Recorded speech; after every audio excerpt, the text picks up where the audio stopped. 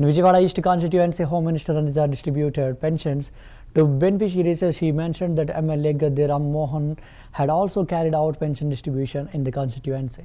Minister Anita stated that under the directions of Chief Minister Chandrababu Naidu, pensions are being distributed every month in different constituencies.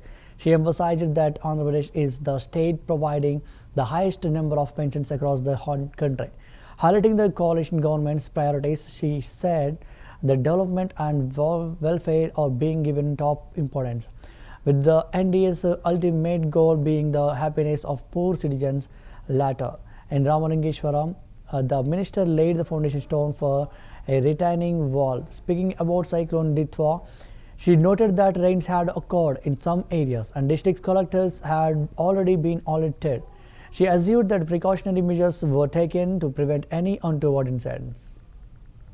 ఏ ఒక్క నెల కూడా miss కాకుండా ప్రతి నెల పెన్షన్లు ఇచ్చే కార్యక్రమానికి ఒక భరోసా కల్పించే పేదలకి భరోసా కల్పించే కార్యక్రమానికి సాక్షాత్తు ముఖ్యమంత్రి గారు నారా చంద్రబాబు నాయుడు గారు ప్రతి నెల కూడా ఒక్కొక్క నియోజకవర్గంలో ఒక గ్రామానికి వెళ్ళి ఆ గ్రామంలో పెన్షన్ డిస్ట్రిబ్యూషన్ చేయడమే కాకుండా గ్రామం తాలూకా స్థితిగతులు కూడా తెలుసుకునే విధానంలో ప్రతి నెల కూడా కంటిన్యూస్గా వెళ్ళే కార్యక్రమం మీ అందరికీ తెలుసు. దానిలో భాగంగానే ప్రతి నెల ప్రతి క్యాడర్ కూడా ఎన్డీఏకి సంబంధించిన కూటమి సభ్యులు అదేవిధంగా అధికారులు అందరూ కూడా ప్రతి పెన్షన్ కూడా ఇంటికి తీసుకెళ్ళి ఎర్లీ మార్నింగే తీసుకెళ్ళి వాళ్ళ ఇంటికి తీసుకెళ్లే కార్యక్రమాన్ని కూడా శ్రీకారం చుట్టడం జరిగింది. ఈరోజు చాలా ఇప్పుడు భారతదేశం మొత్తం మీద చూసుకుంటే పెన్షన్లు కూడా అతి ఎక్కువగా పెన్షన్లు ఇచ్చేది కూడా ఆంధ్రప్రదేశ్లో ఉన్న సంగతి కూడా మనందరికీ కూడా తెలుసు. ప్రత్యేకంగా ఈరోజు మనం పెన్షన్ సంగతి చూసుకుంటే ఒక్క డిసెంబర్ నెలలోనే 63,25,999 మందికి ఈరోజు పెన్షన్ ఇవ్వడం జరుగుతుంది. దాని పెన్షన్ రూపంలో సుమారు ఈ ఒక్కరోజు 2,739 కోట్ల రూపాయలు పెన్షన్ రూపంలో ఈరోజు పేదవాళ్ళకి ఇవ్వడం జరుగుతుంది.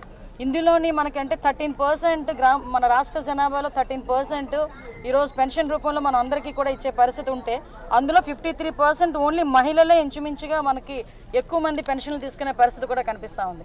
ఈ పెన్షన్ విధానంలో కూడా చాలా క్లియర్గా గౌరవ ముఖ్యమంత్రి గారు సూపర్ 6లో భాగంగా చెప్పినప్పుడు 4,000 రూపాయలు పెన్షన్ చేస్తా అన్నప్పుడు చాలామంది ఎలా చేస్తారు ఏంటి అని కూడా అడిగిన సందర్భాలు ఉన్నాయి.